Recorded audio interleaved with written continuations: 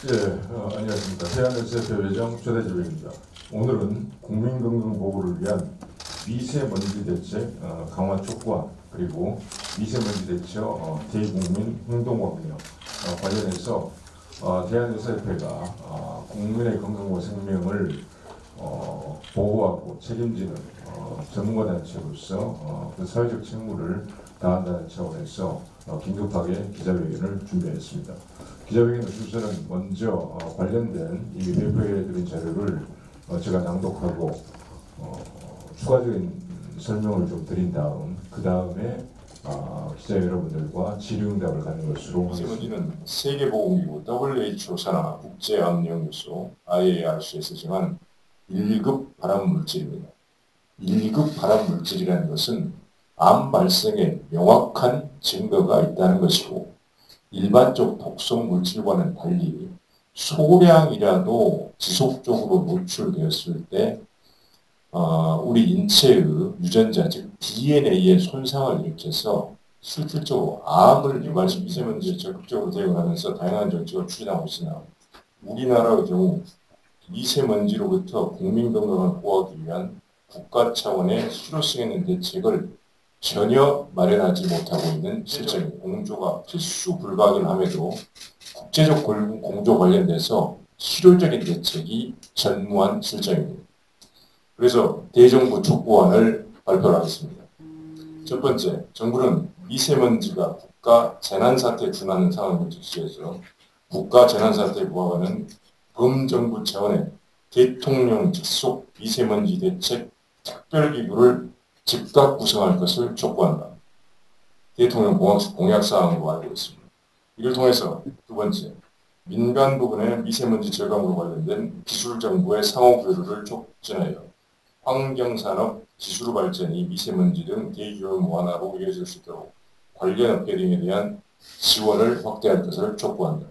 셋째, 정부는 주변국과 미세먼지 대책 관련을 위한 상시적인 논의 및 대응을 할 수 있는 상시협력 체계를 위한 공동기구를 설립할 것을 촉구한다.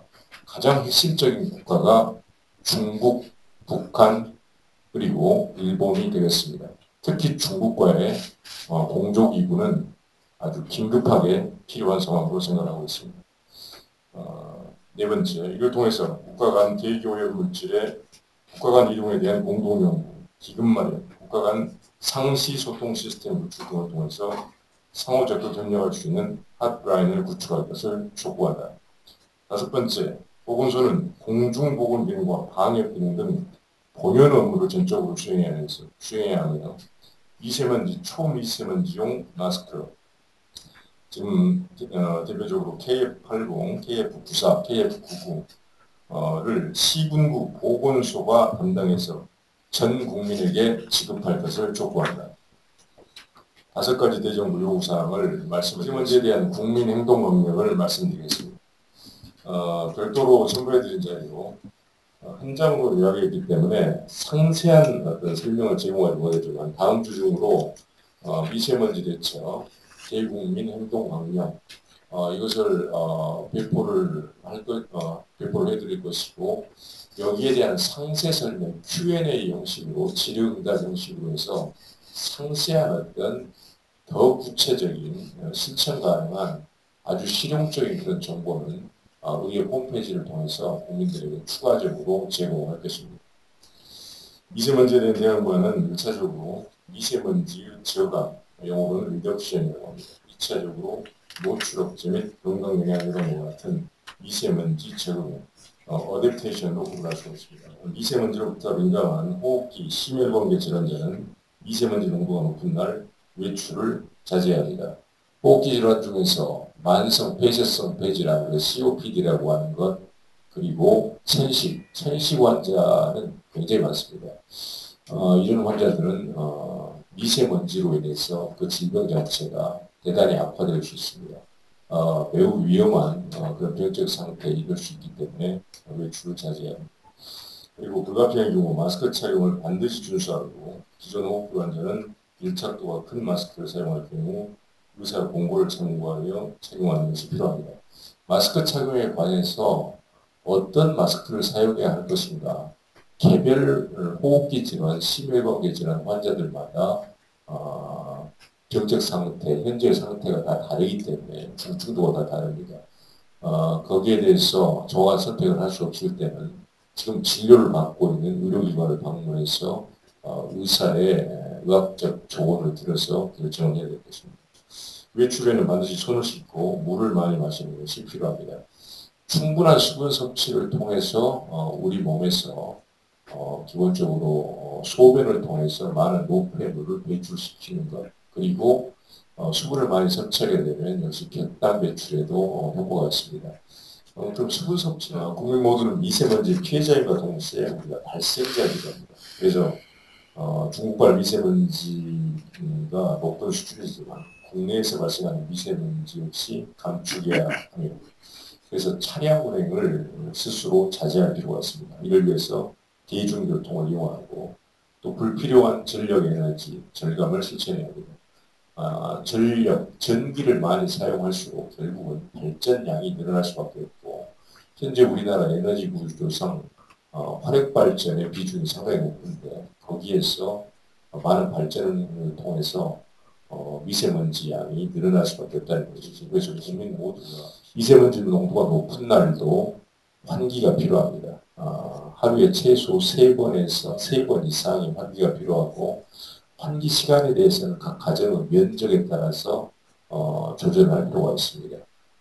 너무 장기간 환기는 적절치 않고 대략 각 가정의 면적에 따라서 5분, 더 길게는 한 30분까지 그런 내외에서 조정할 필요가 있습니다. 말씀드리고 싶은 것은 이런 미세먼지, 초미세먼지가 매우 나쁨이라는 상태에서는 어린이집, 유치원, 초등학교에 대해서 수교를 하는 것이 이것을 고려하는 것이 매우 중요하다고 생각합니다. 아까도 말씀드린994 마이크를 사용해 봤더니 기본적으로 마스크는 입자를 차단하기 때문에 동시에 유입되는 우리가 산소 양도 유입되는 공기의 양도 우리가 줄어들 수밖에 없습니다. 그래서 그 마스크를 KF94 마스크를 썼는데 내가 뭔가 좀 답답하고 호흡곤란을 느낀다 이러면은 그런 마스크를 쓰면 안 되고 KF80 마스크를 써야 합니다.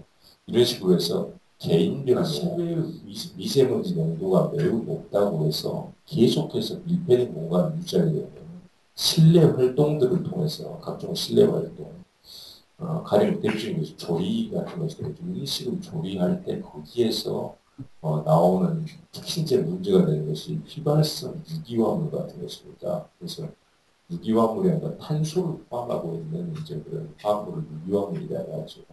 대표적인 게 벤젠, 톨루엔, 그다음에 폼알데하이드 같은 것들인데 이런 어떤 휘발성 유기화물은 일반적인 공기청정기로 여과가 되지 않습니다. 이런 경우에는 조리 후에는 반드시 조리 후드를 통해서 내보내야 되고 조리 후에는 반드시 환기가 필요합니다. 2016년 보도자료를 통해서 국민건강위원회에서도 대책 강화를 촉구하는 그런 안들을 이미 2016년에도 보도자료 2016년 5월에도 이미 그런 요구를 했다는 것이죠. 2년, 3년 전에도 거듭해서 해마다 그런 요구를 했는데도 지금 바뀐 것이 하나도 없고 그리고 오히려 더 공기질이 악화가 되고 있습니다. 그래서 지금 현재 정부의 대책은 대단히 잘못됐다. 미리미리 계획을 세우고 여러 가지 대책을 수립해야 되는데 지금 현재 정부의 그런 대책 나오는 것은 매우 실효적이지 못하다. 강한 어떤 비판의 목소리를 내서 수재적인 공조에 대해서는 향후 계획에 대해서 말씀드리겠습니다. 추가적으로 미세먼지 관련해서 국회 환경노동위원회와 협의를 거쳐서 정책 토론회를 조성한 시간 내에 개최할 것입니다. 그리고 미세먼지 관련 동아시아를 중심으로 한 국제학술대회 개최 계획도 가지고 있습니다. 그리고 국제환경기구 또 국제보건기구 WHO 같은 기관과 미세먼지 원인에 대한 공동조사를 펼치는 그런 계획도 가지고 있다는 많은 에너지 공학, 그 다음에 환경공학, 에너지 정책, 환경 정책, 또 입법적 근거를 만들어야 되는 어떤 정치권 이런 부분하고 이런 영역들하고 협력이 매우 중요하기 때문에 그런 미세먼지, 초미세먼지, 환경재난 사태 해결을 위한 전문가 회의, 그런 협의체를 의협 전체적으로 협의체는 구성을 할 것입니다. 조만간 빠른 시기에. 간단하게 말씀드리면요. 이 마스크가 필터링을 하는 그런 기능이 있기 때문에 물론 먼지도 필터링을 하지만 아까 회장님께서 말씀하셨지만 에어플로우 자체도 많이 줄어들기 때문에 공기 흐름, 공기 들어오는 양이 많이 줄어들기 때문에 어린아이 또는 노년층 또 호흡기 질환자들 같이 많은 어느 정도 적정한 공기 흐름이 흡입이 돼야 되는 그런 경우에 마스크를 사용을 했을 때 공기 흐름이 줄어들어서 생기는 그런 생활상의 문제점이 단점인 것이 이 먼지를 걸러내는 기능이 있어서는 마스크를 꼭 착용을 해야 된다고 그렇게 호흡기 전문가들을 이렇게 지금 말씀을 하고 있습니다. 네, 관련해서요. 초미세먼지 지금 말씀하신 것처럼 우리가 보통이라는 부분에서 초미세먼지가 보통이라는 부분에서 나쁨이라고 넘어갈 때 보통 우리가 30 마이크로에서 한 50 마이크로 이상이 증가되는 겁니다. 아까 우리가 의학적으로 발표된 내용에 따르면 심혈관 질환이라든지 폐암 유병률이라든지 이런 것이 10만 증가되더라도 거의 10% 이상이 증가되고 천식 같은 경우는 거의 30% 이상이 악화되는데도 불구하고 30에서 50 마이크로가 증가된다 그러면 굉장히 나쁜 거품이라는 부분 정도만 되더라도 그런 민간분에서는 대외 활동을 사실 자제하도록 되어져 있는 거예요. 집에 있는데도 마스크를 쓰는 건 아니거든요. 이제 아까 얘기한 것처럼 만성 폐질환, 호흡기 폐쇄성 질환이나 이런 사람들이 마스크를 오래 쓰면 이게 아주 특별한 개별적인 케이스 같은 경우는 사실은 가급적이면 대외 활동, 바깥의 활동을 자제하는 게 맞는 거고요. 부득이하게 짧은 시간 내에 그런 분들을 나가야 된다 그러면 마스크를 착용하라는 부분입니다. 그런 부분들이 오히려 잘못 이해해서 그런 사람들이 오랫동안 마스크를 쓰면 오히려 호흡이 더 나빠지는 거 아니냐 뭐 이런 얘기를 하는 건데 그런 부분하고는 조금 다르고 슈도사이언스라고 해요. 사이비과학. 그 다음에 잘못된 의학적 정보 이런 것들은 저희들이 모니터링을 해서 향후 정확한 정보를 제공할 것입니다. 마스크를 사용해서는 안 된다 뭐 이런 주장들, 잘못된 주장들을 의학적 근거를 통해서 제시를 하겠습니다. 그 의학적 근거가 오늘 배포해드린 그런 여러 가지 최신 지경들, 최근 연구 동향 정리가 되는 것이죠. 긴급한 필요성으로 인해서 기자회견 준비하고 있고 추후에 이 문제가 단기간 내에 해결될 수 있는 문제가 아니기 때문에 추후에 관련 전문가 회의 등등을 구성해서 앞으로 단계적으로 차근차근 지속적으로 대응을 해 나갈 것이라는 점을 말씀드리겠습니다. 감사합니다.